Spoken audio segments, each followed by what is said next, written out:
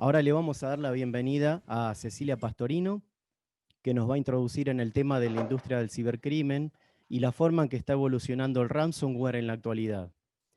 Cecilia Pastorino estudió licenciatura en redes y telecomunicaciones en la Universidad de Palermo. Hace más de 10 años que se desarrolla en el área de tecnología y telecomunicaciones. Es especialista en arquitectura y diseño de redes, con los cursos de CCNA y CCNP de Cisco. Posee una certificación internacional de Ethical Hacking y actualmente se desempeña como Security Researcher de ESET Latinoamérica. Así que, bienvenida, Ceci. Realmente es un lujo que hoy podamos enriquecer nuestras jornadas con tu presencia y disertación sobre ransomware, que es una problemática que puede afectar hoy en día a cualquiera. Es algo muy vigente y muy peligroso, ¿no es cierto?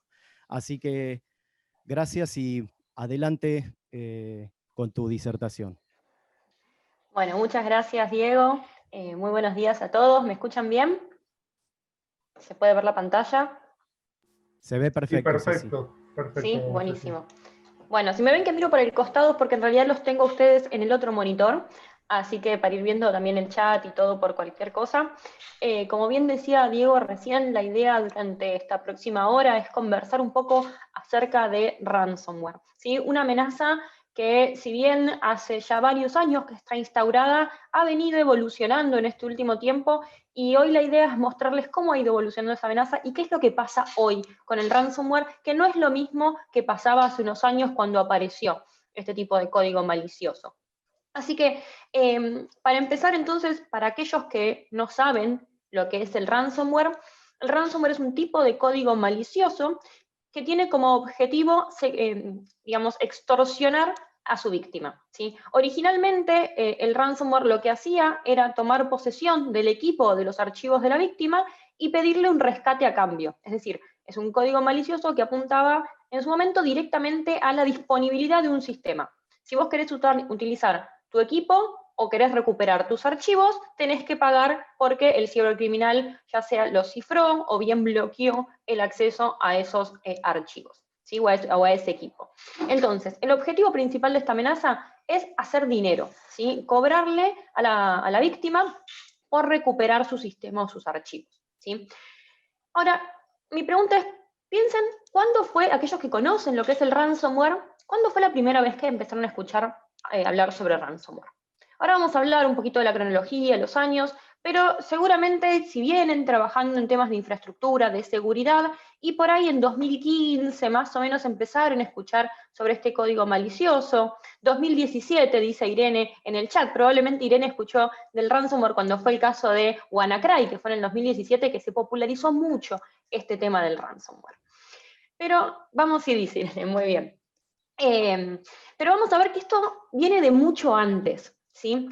Las primeras indicaciones, las primeras variantes de códigos maliciosos que secuestraban información o que en realidad pretendían robarle dinero a la víctima como una especie de secuestro o extorsión, fue en el año 1989. ¿Sí? Hace muchísimo tiempo. Está bien que en este momento no tenía el nombre de ransomware, ¿sí? Recién empezaban a aparecer muchos de los virus informáticos o de popularizarse muchos de los códigos maliciosos, ¿sí? Pero en este año apareció una amenaza que se llamaba PC Cyborg, que lo que hacía era reemplazar el archivo autoexe.bat, ¿sí? Que se utilizaba para iniciar el sistema, y lo que hacía era ocultar todos los directorios y archivos del disco. Entonces el usuario no los podía ver y con ese archivo autoexebat que se reemplazaba en los sistemas de esa época, el sistema operativo no arrancaba.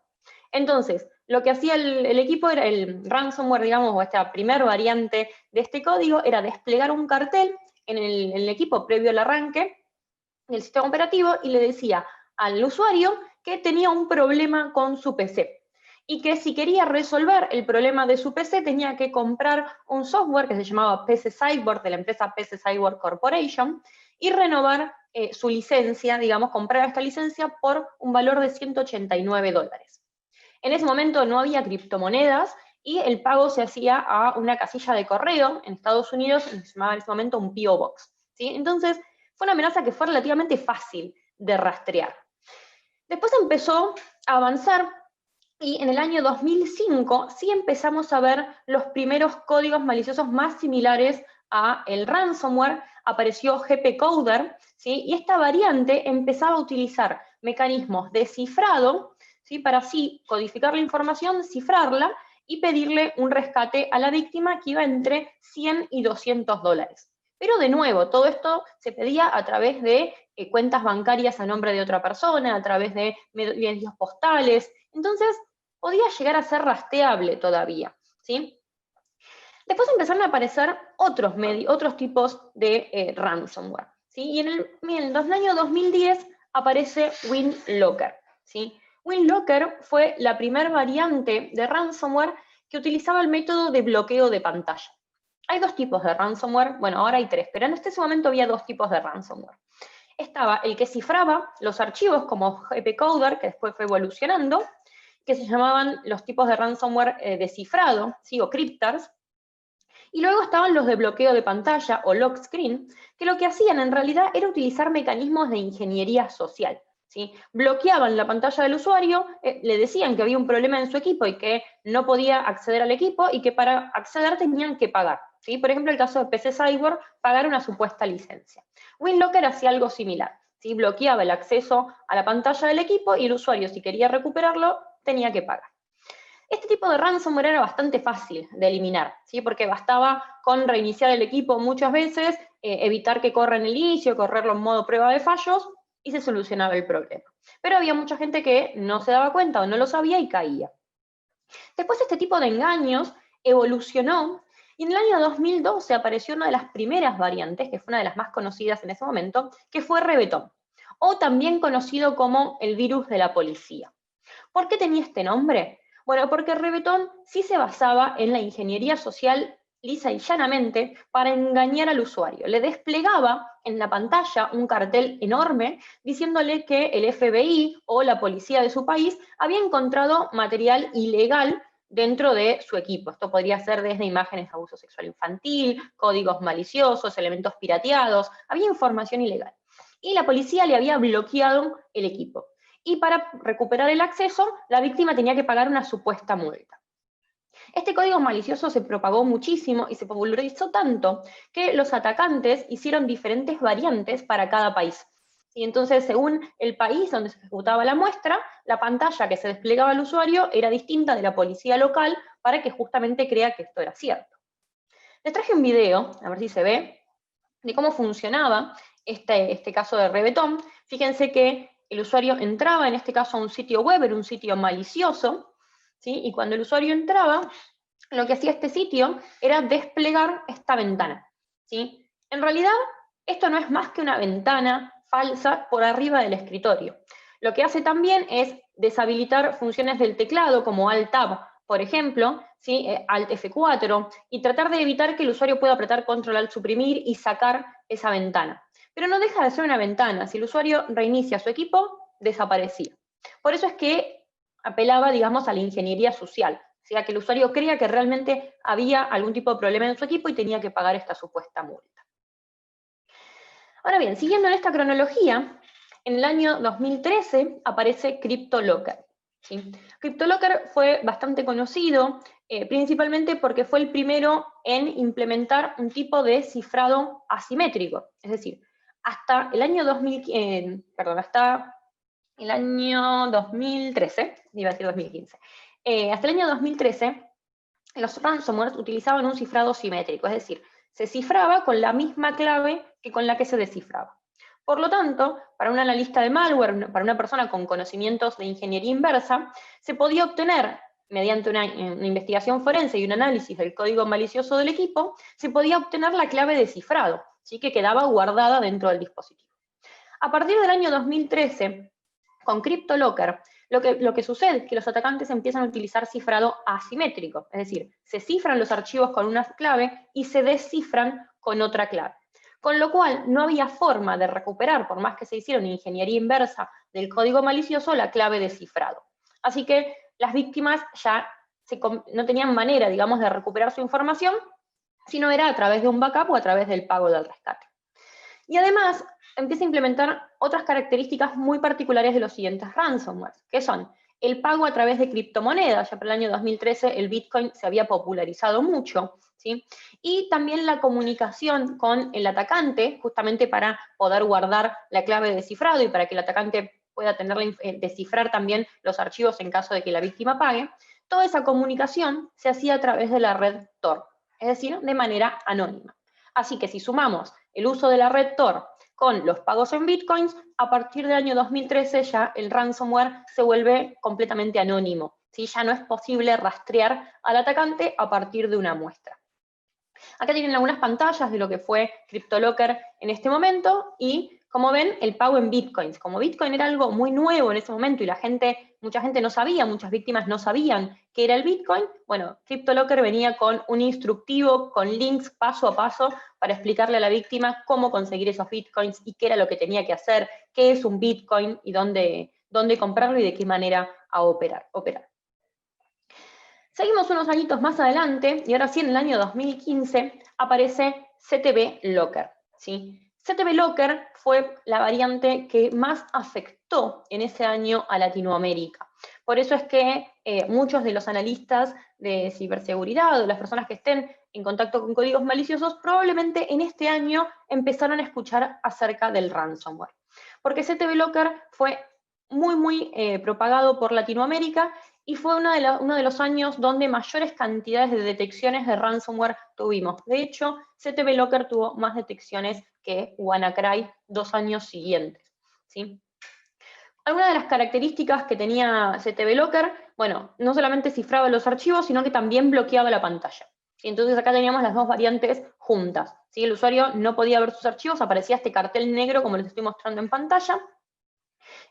También utilizaba la red Tor, ¿sí? Y acá ven la pantalla, ¿sí? Para desbloquear los archivos, y lo que le daba al usuario era un tiempo, ¿sí? Si no se pagaba en ese tiempo, el atacante eliminaba, borraba la información y ya no se podía recuperar, ¿sí? También utilizaba algoritmos asimétricos, en este caso un algoritmo de curva elíptica. Es un algoritmo muy difícil de analizar, con lo cual eran casi irrecuperables los archivos. Cifraba extensiones particulares, ¿sí? Ya no cifraba todo el equipo, sino que buscaba archivos de datos, archivos de texto, fotos, bases de datos, ¿sí? También el pago era a través de Bitcoin y se descargó tanto y fue tan popular en Latinoamérica porque la propagación era a través de correos electrónicos con adjuntos maliciosos, ¿sí? Lo que nosotros llamamos desde el lado de las antivirus como Trojan Downloader, ¿sí? Un archivo malicioso que descarga otra amenaza, es decir, la amenaza no venía adjunta en el correo electrónico, sino que venía un troyano que descargaba de otro lugar, a través de la red Tor, el archivo ejecutable, el ransomware en sí mismo, ¿sí? Esto le permitía al atacante poder ir actualizando su variante de CTB Locker sin tener que modificar el troyano que los descargaba. Ahora bien, bueno, había también algunas pantallitas para que vean, ¿sí? Tenían un tiempo, le permitía al usuario ver cuáles eran los archivos que se habían encriptado, porque al bloquear la pantalla no se tenía acceso tampoco al equipo, entonces podía no solamente ver cuáles eran los archivos bloqueados, sino hacer una prueba de que 2 o 3 archivos se podían recuperar. ¿Sí? Esto era para demostrarle al usuario que iba a poder recuperar sus archivos e incitar de esa manera a que pague el rescate. ¿Sí? Ahí tienen algunos ejemplos también de cómo era esta pantalla. Y algo interesante con CTB Locker es que para ese momento, desde SET hicimos una investigación en la Dark Web, justamente en foros, acerca de cómo funcionaba el ransomware. Eran los primeros años en que se empezaba a hablar en ransomware en conferencias, y encontramos un foro justamente de CTB Locker, donde una persona decía que estaba utilizando esta variante de ransomware, ¿sí? Y que otro usuario le preguntaba cuánto dinero ganaba, ¿sí? Y bueno, este cibercriminal lo que le decía era que ganaba alrededor de $15.000 netos, ¿sí? De ganancias en países del primer mundo, ¿sí? Como que llamaba países del primer mundo a Estados Unidos, Alemania, Reino Unido, ¿sí? Esos eran los países que más pagaban por recuperar sus archivos. Ahora, se ve que en Latinoamérica esto no fue muy redituable porque al poco tiempo dejaron de aparecer estas variantes, tuvo una campaña bastante acortada, se ve que la gente ya no pagaba tanto como en otros países, Pero bueno, fue interesante porque encontramos en los foros de la Dark Web que realmente muchísimas personas hablaban acerca de dónde conseguir estas variantes de ransomware, cómo utilizarlas, si era seguro, si los podían rastrear, si no los podían rastrear. Era bastante interesante. Ahora bien, más o menos para este año, en realidad más 2013, 2014, empezaron a aparecer también los ransomwares para dispositivos móviles. ¿Sí? Ya no se apuntaba solamente a computadoras, sino también a celulares y dispositivos móviles, donde también mucha gente tenía información, fotos y datos que le podían ser importantes. Una de las primeras variantes que vimos para Android en lo que es ransomware fue Caller. ¿Sí? ¿Les suena? ¿Les parece similar? ¿Alguno que vimos recién? Es muy parecido a Reventón, ¿sí? A este ransomware de la policía. También funciona como un bloqueo de pantalla, no cifra los archivos, pero deja inutilizado el teléfono. ¿Sí? Bloqueaba el acceso al teléfono con el mismo excusa que lo hacía Reventón, diciendo que se había detectado actividad ilegal desde ese dispositivo y el FBI había bloqueado el teléfono hasta que se pagara una supuesta multa. En este caso, bastaba con que el usuario reinicie el teléfono a fábrica y recuperaba. El siguiente, a ver, ¿me siguen escuchando? Porque creo que se me muteó. Se escucha, Ceci. ¿Sí? Ah, genial, Sí, buenísimo. Sí. Genial. Bueno, el siguiente lo que les muestro es otro también ransomware para mobile, en este caso fue LockerPin, ¿sí? También era un ransomware de bloqueo de pantalla, y lo que hacía era acceder con permisos de administración al dispositivo, bloquear el acceso y pedir un rescate a cambio de ese PIN para desbloquear ese teléfono. Cualquier intento de recuperación, esto es interesante, cualquier intento de recuperación que hiciera el usuario, reiniciar el equipo, conectarlo a una computadora o lo que sea, hacía que se resete el PIN y se bloquee para siempre el teléfono.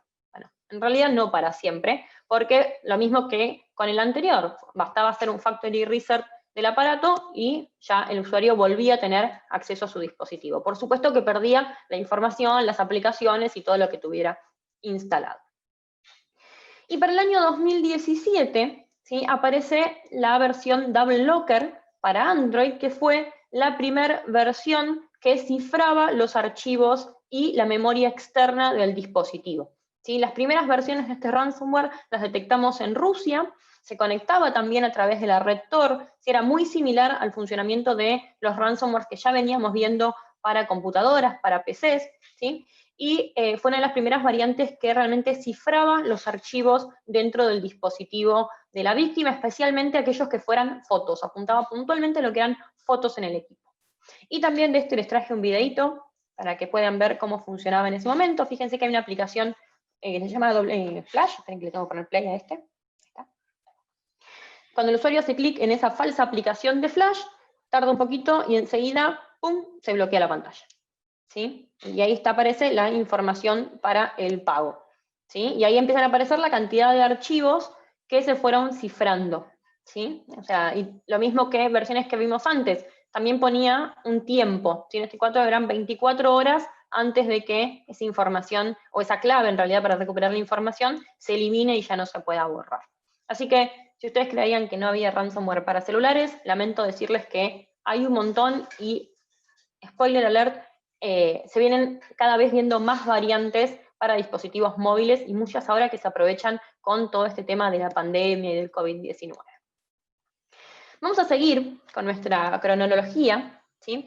Y llegamos al 2017, ¿sí? Año que fue muy conocido por WannaCry, ¿sí? Y año donde yo creo que todo el mundo empezó a hablar de ransomware. ¿Sí? Creo que acá sí estalló, e incluso personas que no estaban en el ambiente de tecnología empezaron a escuchar de este tipo de amenazas. ¿Qué fue lo que pasó con WannaCry? No fue uno de los ransomwares que mayores detecciones tuvo, no fue el ransomware que mayor cantidad de dinero recaudó, no fue el ransomware que, digamos, mayor cantidad de archivos cifró, no. Pero tuvo una particularidad. Fue el primero que se aprovechó de una vulnerabilidad para propagarse. Y eso fue lo que digamos, logró afectar a grandes empresas. ¿sí? Fue el primer ransomware que realmente afectó a grandes empresas de manera masiva, y al propagarse por la red no solo infectaba un equipo, sino que infectaba todos los equipos que tenían archivos compartidos con ese primer equipo infectado. Entonces, eso fue lo que lo hizo tan grande y tan popular, que fue la primera vez que muchas empresas tuvieron que decir: desconecten todo, apaguen los equipos, vamos a ver qué hacemos, esto se está propagando a través de la red a una velocidad realmente muy, muy rápida, ¿sí? WannaCry infectaba un equipo, automáticamente buscaba por otros equipos que tuvieran archivos compartidos, ¿sí? El protocolo de compartir archivos en Windows, y aprovechando una vulnerabilidad en ese protocolo de compartir archivos, se propagaba a través de la red. Piensen en cualquier empresa la cantidad de archivos compartidos que suelen tener, y esto hizo que realmente WannaCry afecte muchos dispositivos dentro de las organizaciones y fuera tan popular por eso. Sin embargo, los atacantes no ganaron tanto dinero con WannaCry, sí se calculan ganancias de algunos miles de dólares, pero tampoco fueron tan millonarias como por ahí otros ransomwares sucesorios o incluso antes. Ahora, ¿qué particularidad tuvo WannaCry además de que se propagaba como a partir de la explotación de una vulnerabilidad? Que esa vulnerabilidad ya tenía un parche de corrección, ¿sí? Era una vulnerabilidad que no era de 0 day, no era una vulnerabilidad desconocida. El ataque de WannaCry fue en mayo del año 2017, y desde marzo ya existía el parche de seguridad que corregía la vulnerabilidad que aprovechaba WannaCry. Así que claramente empezamos a hablar no solamente de ransomware en ese año, sino de la importancia de aplicar las actualizaciones, de la importancia de tener los equipos actualizados, de no tener vulnerabilidades. Y definitivamente este comportamiento de ransomworm, como lo llamamos, de gusano, de propagarse a sí mismo, es algo que llegó al ransomware para quedarse, y siguientes variantes, como fue NotPetya en el 2019, también aprovechaban vulnerabilidades, no solo en el mismo protocolo que WannaCry, con los mismos exploits que WannaCry, sino otras vulnerabilidades también. En el año 2019 tenemos NotPetya, ¿sí? Esta es una fotito de cómo bloquea el equipo NotPetya. No solamente cifra los archivos, sino que también hace un lock screen, ¿sí? Y la particularidad que tenía NotPetya era que una vez que infectaba un equipo, tiraba como si fuera una especie de blue screen, y reiniciaba el equipo del usuario. Aprovechaba ese reinicio para cifrar el MBR, el sector de arranque del dispositivo, con lo cual ya bloqueaba el acceso. Y además desplegaba una falsa imagen de que se estaban reparando, que estaba haciendo una reparación de disco. Tal cual tira Windows después de un blue screen.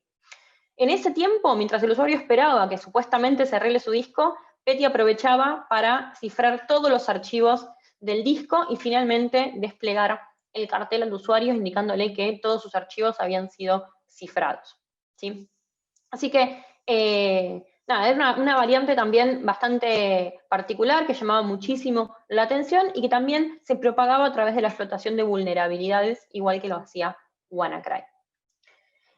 Bueno, años subsiguientes aparecieron otras que ahora lo vamos a ir viendo más en detalle, pero hay dos en particular, ¿sí?, que les quiero mencionar, que son BitPaymer y DoublePaymer, ¿sí? Fueron las primeras variantes de ransomware, yo lo llamo personalizado. Y acá empieza a cambiar un poquito también la evolución. Así como WannaCry trajo esto de la explotación de las vulnerabilidades, la propagación automática de estos códigos maliciosos, con BitPaymer empiezan a aparecer los ataques un poquito más dirigidos. En realidad, BitPaymer engañaba un poquito. Lo que hacía era recolectar información del equipo, encontrar el nombre de la víctima y desplegar en el cartel, digamos, el nombre de la víctima a la cual se le había cifrado la información, ¿sí?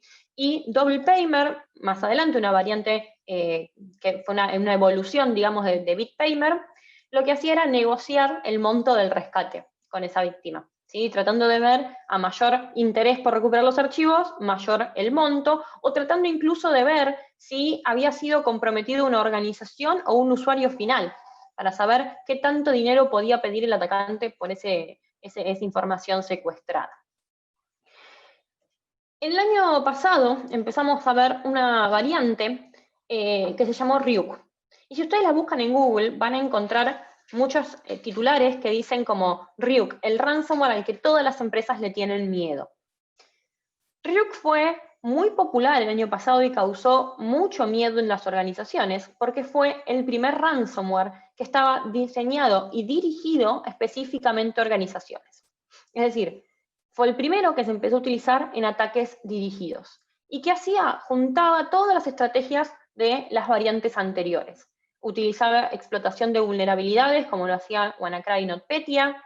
Utilizaba información de la víctima para saber qué tipo de información le importaba cifrar. Buscaba cifrar puntualmente bases de datos. Buscaba cifrar información que fuera confidencial, importante para la organización, o sistemas que fueran críticos. ¿Sí? Apuntaba directamente a la información y las infraestructuras críticas de las organizaciones. Y para fines ya del año pasado empezamos a ver Maze, ¿sí? Un ransomware que no solamente cifra la información, sino que también la roba y extorsiona a la víctima con publicarla si no se paga el rescate. Ahora, en unas slides más adelante vamos a entrar más en detalle en Ryuk y en Maze, les voy a contar un poquito más de estas amenazas, pero antes vamos a ver algunas otras formas de ransomware. Porque hasta ahora vimos variantes que tienen los cibercriminales, que hay que por ahí ser un gran conocedor del mundo del malware, hay que tener grandes conocimientos de programación para hacer estos códigos maliciosos. Pero imagínense un empleado descontento, una persona dentro de la organización que quiere hacer un ataque, o alguien de la competencia que no tiene conocimientos técnicos. Aún así, se pueden acceder a variantes de ransomware. Y esto es porque en el mercado negro se vende lo que se llama ransomware como servicio, ¿sí? RAS, Ransomware as a Service.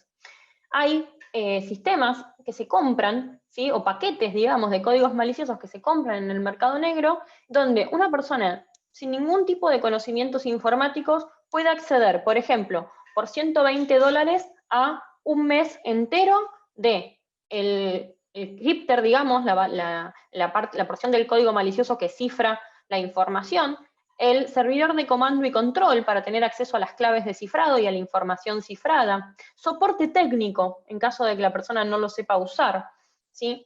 Y un montón de características propias del ransomware. Y si esto les parece un poquito caro, no se preocupen, porque también, como todo servicio, están las opciones open source, las opciones gratuitas, ¿sí? Y este es el caso de Satan. También en el mercado negro, en la Deep Web o en la Dark Web, se puede encontrar el portal de Satan, que funciona a partir de una comisión de los equipos vulnerados o de los equipos atacados y cifrados. ¿Cómo funciona Satan?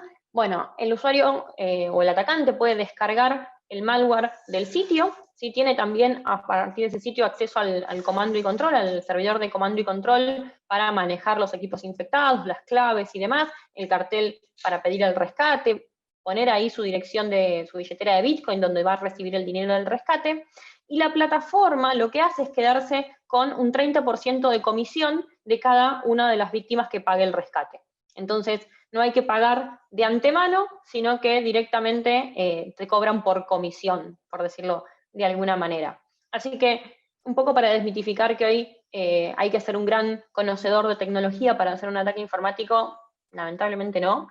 Hay muchísimos servicios, así que esto hace que también tengamos que estar mucho más preparados. Simplemente para que lo tengan en cuenta, algunas de las variantes que estamos viendo hoy, octubre de 2019, en Latinoamérica, son, bueno, Crisis es una de las que más se está viendo. Crisis es un ransomware que ya viene desde el año 2018, sin embargo se propaga muchísimo por Latinoamérica, lo mismo que TeslaCrypt y Torrent Locker. ¿Sí? Torrent Locker es una variante de ransomware que se propaga a través de cracks en torrent. ¿Sí? Así que si ustedes estén teniendo software pirateado en sus casas, en sus empresas, por favor tengan cuidado, porque hay muchísimas variantes de ransomware que se propagan a través de los cracks o de las aplicaciones para activar de manera fraudulenta software legítimo, y sobre todo porque estos cracks en general piden que se deshabilite el antivirus, así que es como que tienen la puerta abierta para infectar el equipo, así que muchísimo cuidado con eso. Y hay varias familias en Latinoamérica que están circulando y que en general no son las mismas que circulan en el resto del mundo. Pero algo que sí nos llamó la atención a la hora de empezar a ver cuáles eran las variantes y las familias, es que si miramos, fíjense que ahí tenemos un gráfico donde las barritas son la cantidad de detecciones que vimos por año de ransomware, y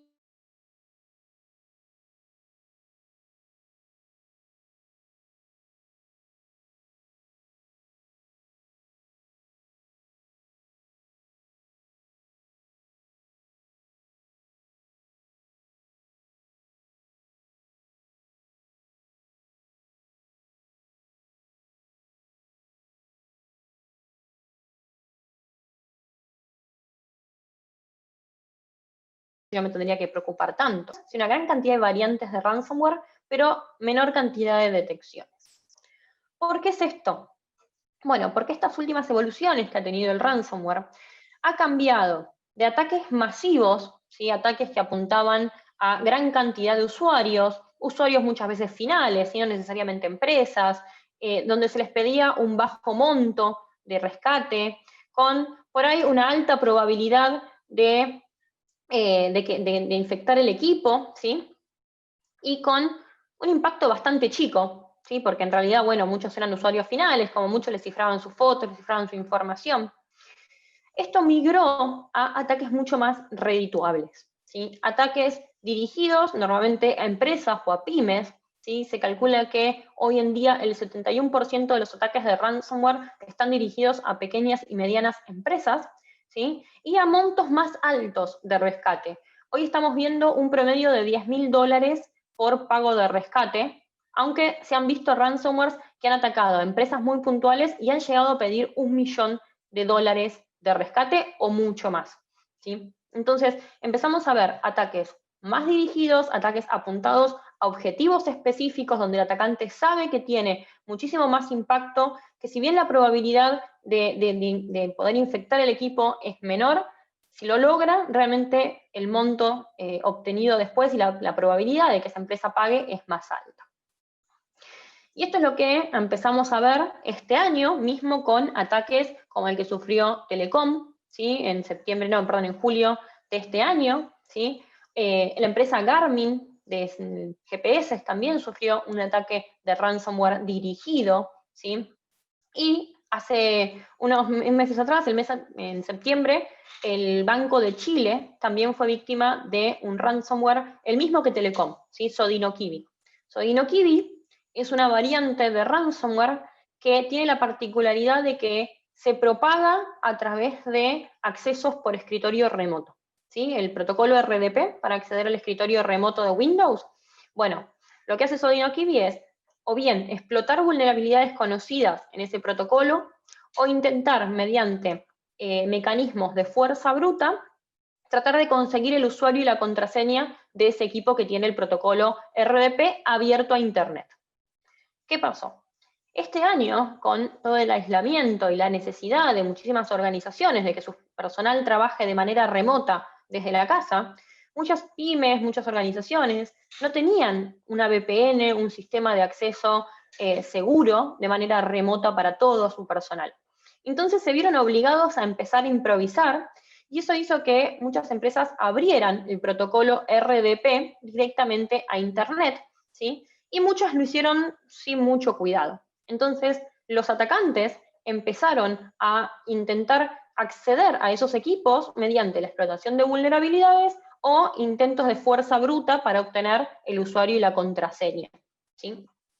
Y en la mayoría de estos ataques, lo que finalmente terminaban haciendo era desplegar un ransomware una vez que tenían acceso al sistema. Eso es justamente lo que hacía Sodinokibi, y por eso es que es un ransomware que hoy en día está siendo muy monitoreado, está siendo muy presente, justamente por eso, porque se aprovecha de accesos de escritorio remoto que cada vez son más, ¿sí? Van en pantalla un informe que hicimos desde SET, es nuestro SET Threat Report, que lo que muestra es cómo han ido aumentando los ataques a escritorios remotos conectados a Internet. ¿Sí? Estos son ataques únicos, ataques a cada cliente conectado directamente a Internet, ¿sí?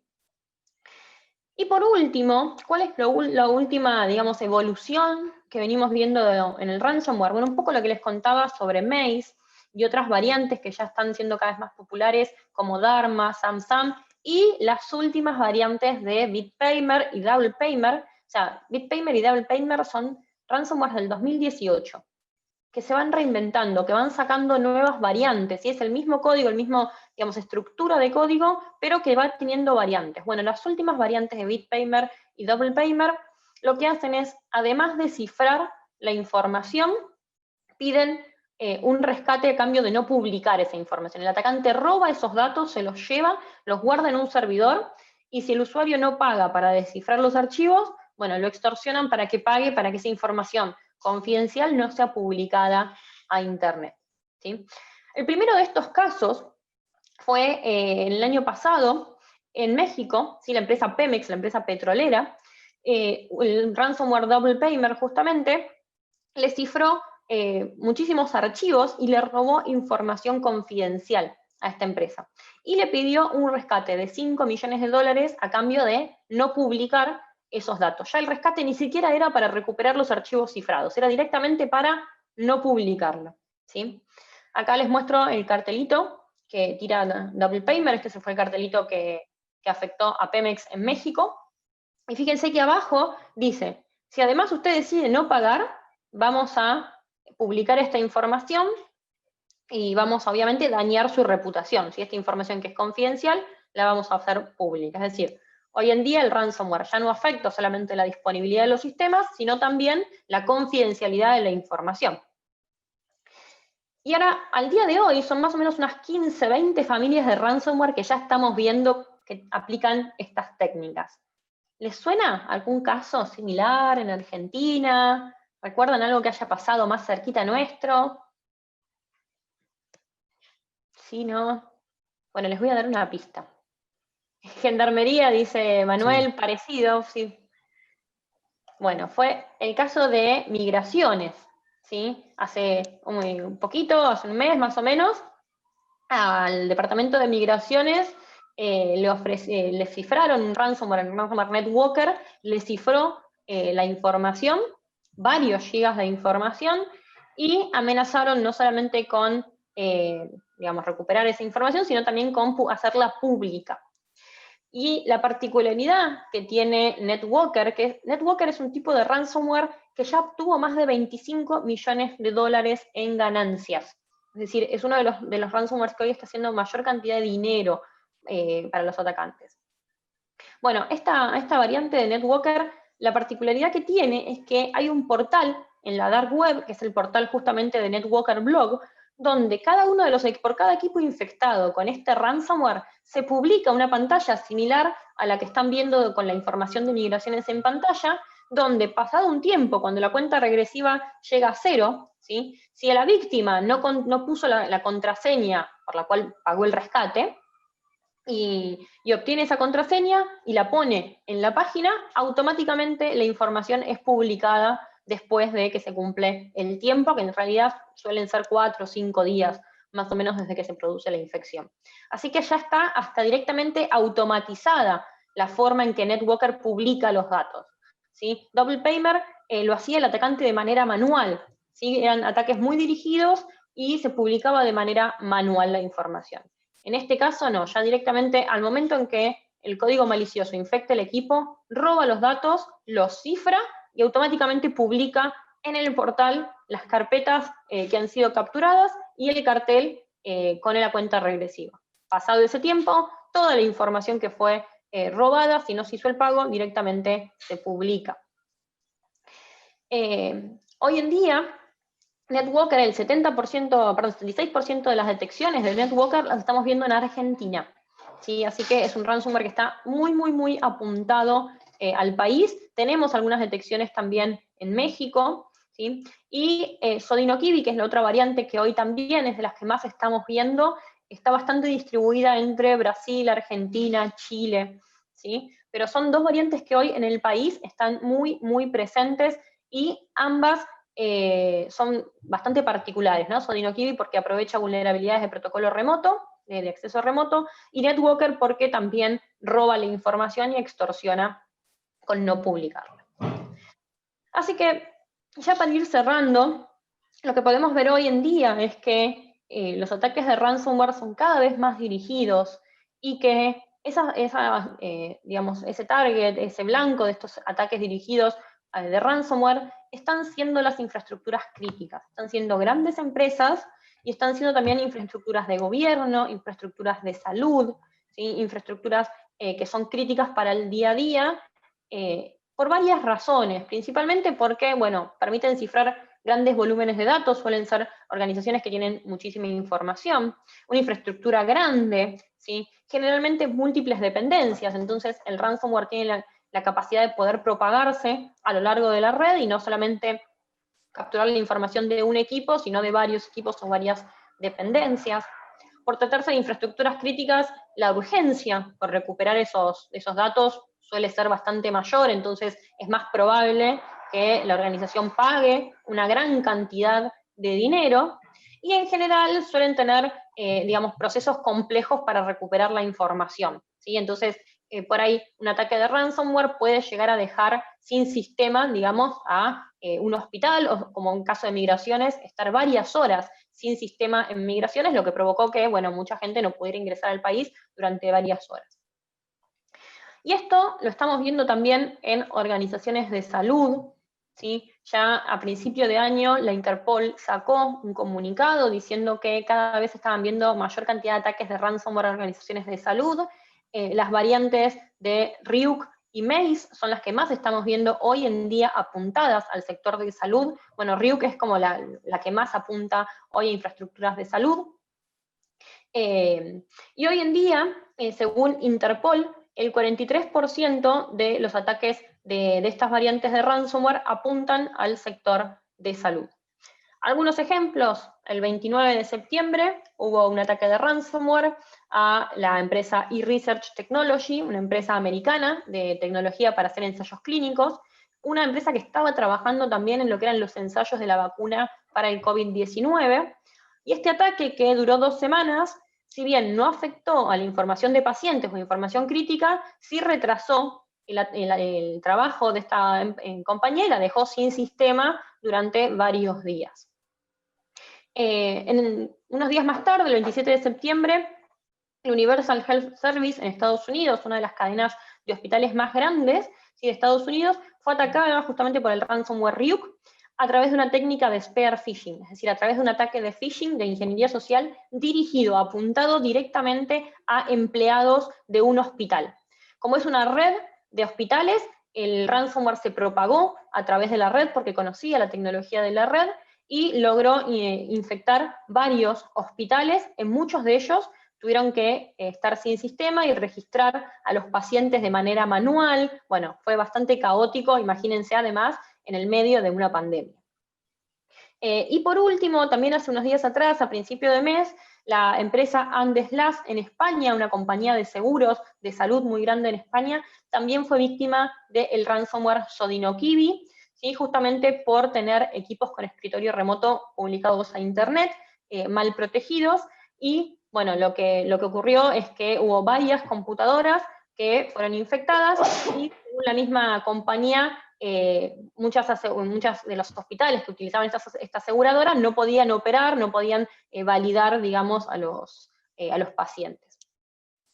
Así que, ya para ir terminando, hoy en día tenemos ataques de ransomware muy sofisticados, ataques dirigidos, ¿sí? Que ya no solamente extorsionan a partir del secuestro de la información, sino también a partir del robo de la información. Y son ataques realmente complejos, ¿sí? Son ataques que ya no solamente cifran la información, sino que buscan la manera de propagarse por la red, buscan la manera de detectar si un tipo de información es redituable, es útil, es valiosa o no, ¿sí? Son ataques que están cada vez más pensados, ¿sí? Entonces, si bien hay menor probabilidad de ser infectados como usuarios finales, como organizaciones cada vez el impacto es mayor, y la probabilidad de ser infectado como una organización, sobre todo en el caso de organizaciones de salud o en el caso de infraestructuras críticas, por este tipo de ransomware. Así que hoy ya no alcanza con hacer backup, ¿sí? Hoy ya no alcanza con tener nuestros datos asegurados o resguardados en un respaldo. Hoy hay que tener soluciones de seguridad, hay que tener monitoreo de la red, hay que ser conscientes con toda esta transformación digital que nos está atravesando con el COVID-19, de qué tipo de medidas de seguridad vamos a implementar, de qué manera le vamos a dar acceso remoto a nuestros empleados, a las personas que necesitan conectarse, porque estas amenazas están ahí y están buscando infectar cada vez mayor cantidad de organizaciones. Y por supuesto que desde SET Latinoamérica no recomendamos para nada pagar o ceder ante este tipo de reclamos, porque del otro lado no deja de haber un cibercriminal, y que por más que prometa devolvernos la información o no publicarla, no deja de ser un cibercriminal. Así que la mejor medida de prevención hoy en día contra el ransomware es una buena estrategia de seguridad, es contar no solamente con respaldo, sino con herramientas que puedan detener este tipo de amenazas. Así que bueno, muchas gracias. La idea no era entrar mucho en las tecnologías de detección, pero si les interesa, nosotros tenemos desde SET nuestro portal We Live Security con un montón de publicaciones acerca del ransomware y estas variantes y muchísimas otras amenazas más. Y en nuestro sitio web, set.la, no, perdón, set-la.com, también todas nuestras soluciones de seguridad para estar mejor protegidos. Excelente presentación, Ceci. La gran pregunta es para toda organización de salud en particular, ¿qué tips o qué medidas iniciales les aconsejarías, digamos, para estar más prevenidos? Porque sabemos que no hay nada infalible, ¿no? Pero para la prevención. Bueno, nosotros siempre hablamos de lo que es el sistema de gestión de la seguridad, ¿sí? O sea, no solamente es una acción, sino que son varias, y es un ciclo de mejora y de testeo continuo. Entonces, el primer paso es saber a qué soy vulnerable, ¿sí? Y eso tiene que ver con, desde ciberinteligencia predictiva de amenazas, por ejemplo saber que hay variantes de ransomware como Ryuk que están apuntando a instituciones de salud. Bueno, ¿de qué manera están trabajando estas amenazas y cómo es que se propagan? Si sabemos que hay amenazas que se están propagando a través de escritorios remotos, bueno, no abrir escritorios remotos a Internet. Digo, tener una buena infraestructura que permite el acceso remoto de manera segura, y sobre todo hoy en día con la crisis, con el aislamiento, donde muchas empresas y muchas organizaciones, por temas de transformación digital acelerada, se vieron medio obligados a abrir un montón de cosas a Internet. Bueno, ya pasaron varios meses, es hora de empezar a cerrar esos accesos y hacerlo, mucho más seguro, usar redes VPN, ¿sí? Monitorear todo tipo de tráfico, pero sobre todo conocer la infraestructura de cada organización, ¿no? Yo suelo recomendar hacer un buen análisis de riesgo y hacer una buena auditoría de seguridad, un pentest, para saber cuáles son las vulnerabilidades que tiene la empresa, poder corregir esas vulnerabilidades, poder estar seguro que no hay nada abierto o publicado que no tiene que estar, y a partir de ahí empezar a segurizar hacia adentro. ¿Sí? Obviamente contar con herramientas de seguridad instaladas en todos los dispositivos y monitoreo a nivel general, ¿sí? De todos esos dispositivos, tener backup, porque bueno, más allá del ransomware, un equipo se puede quemar, un equipo se puede romper, así que también tener un buen respaldo, y estar permanentemente chequeando esto, ¿no? Estar permanentemente alerta de qué es lo que cambia, de qué manera cambia, hacer anualmente auditorías de seguridad, ver que no haya cosas nuevas publicadas. Pero es eso, es un ciclo, digamos, de análisis y de mejora continua todo el tiempo, porque esto cambia y avanza todo el tiempo. Bien. Y, digamos, respecto a la ingeniería social, donde ya interviene el error humano, se me ocurre en principio capacitación, pero ¿qué otras cosas podríamos agregar, digamos, para fortalecer la seguridad en cuanto a la ingeniería social, ¿no? Bueno, hay varias formas. Obviamente la capacitación es súper importante, pero también hoy en día se pueden hacer test de intrusión de ingeniería social, es decir, se hacen test donde se testea si los empleados realmente son capaces de reconocer un engaño, de reconocer una campaña de phishing, si van a hacer clic o no van a hacer clic en un enlace, si van a descargar o no van a descargar un archivo.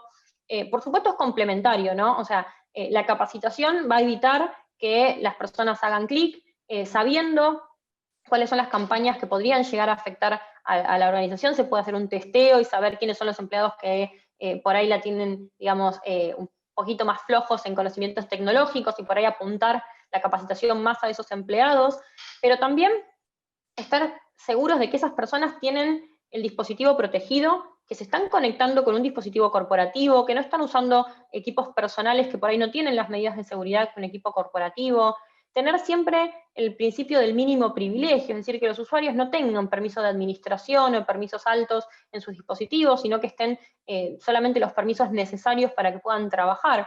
Entonces, van de la mano de las dos cosas. Por un lado, la educación, por supuesto, que es el pilar fundamental en el uso seguro de la tecnología, pero también el control de qué es lo que puede y lo que no puede hacer cada persona, y cuáles son los permisos y los accesos que tiene esa persona de manera controlada y monitoreada.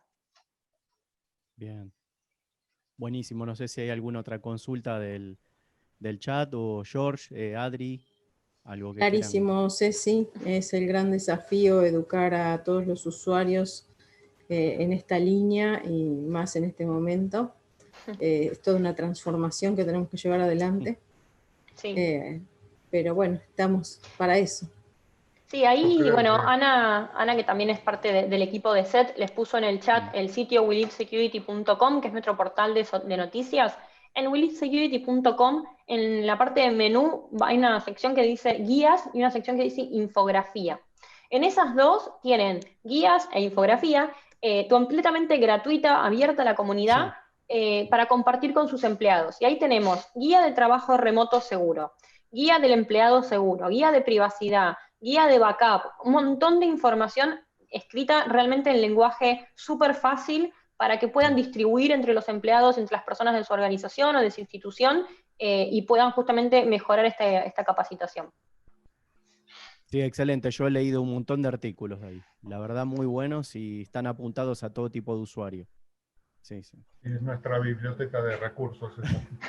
Sí, sí. Me alegro. Sí, sí, de consulta, por supuesto. Y la verdad que, bueno, brillante, Ceci, como todas tus presentaciones, espectacular, realmente muy clara. La verdad que tenemos un nivel de oradores en todos los tracks de seguridad de todo el día hoy que es brillante. La verdad que estamos acostumbrados a escuchar gente, pero bueno, este año realmente tenemos un nivel excelente. Y es la tarde de las damas, de las brillantes damas oradoras. Sí. Ahora viene Karina. Bueno, muchas gracias. Así es, gracias Ceci, muy generosa. Yo no